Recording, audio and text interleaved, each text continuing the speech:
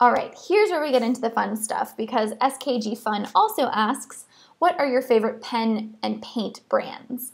And I thought that it would be fun to actually show you what's in my studio and what brands I really like because I have experimented with a number of different brands since I started this whole kind of acrylic art obsession sort of summer of last year. So to start off with paints, my favorite sort of artist professional quality acrylic paint is this Liquitex Heavy Body. I don't know if you can see that there. This is one of my favorite colors also. It's called Turquoise Deep. And this has like a very rich and buttery texture. It's very thick. And I love it because the pigments are really nuanced. And so their colors are really fun to play with. Like this Turquoise Deep looks kind of like hard to tell what color it is here on the bottle. But it has really beautiful variations in it. And I love that. And you can also add a little bit of water or medium to it to make it thinner. So you're kind of starting out with a really thick paint, and it's just buttery and delicious. Another one that I really like on the other end of the spectrum is this Golden Fluid Acrylics paint. And this is Cerulean Blue Deep.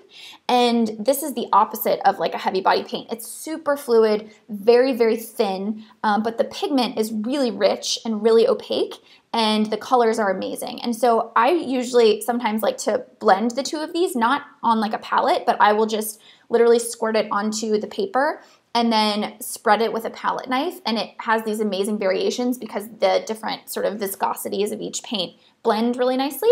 So that's kind of a fun technique that I use a lot. Now for something that's a little bit more, a little bit less expensive, not quite professional quality, I started out with a lot of craft paints. You can see, again, the Weatherman, it's really hard, but you can see here on my art caddy, these two shelves are all just, you know, kind of cheap craft paint. And I think that's really great to blend with other acrylic paints that are more professional and more, have like a richer pigment, just because you can get more color variations. You can play a little bit more because you're not feeling like, I mean, I think these run like $11 or something like that. So that's a lot for a paint tube. But these, on the other hand, you've got anywhere from like 50 cents to, you know, $2. So my favorite brand in terms of quality and thickness is this Folk Art brand that I get at just Michael's. And I find that it's still a nice cheap alternative, but it's not so thin that you can't even like see the pigment. And some of the cheaper craft paints are like that. They feel very watered down. So this color is especially one of my favorites. It's just pink, but it's like a hot pink, and I mix it with orange a lot of times to get this like very cool iridescent pink color, which you can see on this piece right here. So those are my favorite picks for acrylic paints, and those are usually what I go for at the store. Now in terms of pens, these are my old standards. If I'm doing a lettering piece, I'm literally starting with mechanical pencil and to kind of get the composition of my piece. Then I go over it in Sharpie, just this regular thickness Sharpie. I also really like, sorry, I'm looking on my desk. I also really love this thick Sharpie for cool patterns on my pieces. And sometimes I'll add that right on the acrylic piece. But then, so once I have my Sharpie down, I will go over the edges with my favorite pen, which is the Papermate Flare pen.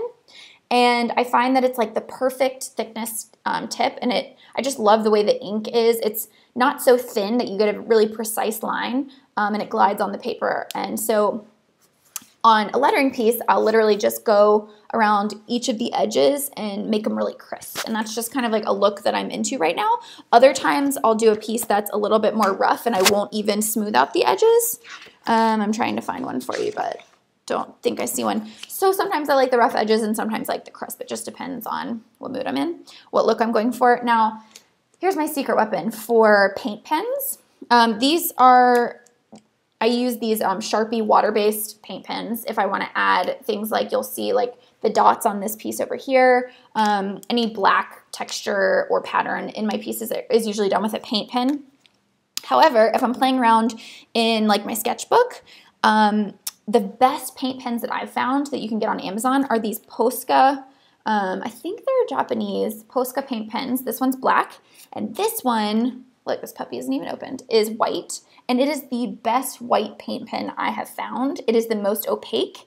And you do have to like give it a good sort of start by pressing it into the paper so that the paint actually comes into the tip. But once it does, it's really nice and opaque. So to give you an example, this in my sketchbook was done with the Posca pens. And let me give you a quick close-up. You can see that all the white was done with that white Posca pen. So that was actually acrylic underneath. And then I just went over it with the white in these sort of like background areas. And it's quite opaque. So those are my secret weapons. Posca paint pens. You can find them on Amazon. They come in all different widths and tip widths, I guess you could say. This one is really good for, I think this is fine tip. So this is about the tip width if you want to see that. So those are my favorite pens and my favorite paints. But I recommend just, you know, buying whatever you can afford to start with and experimenting. And then the ones you don't like, don't buy them again. The ones you do like, buy more of.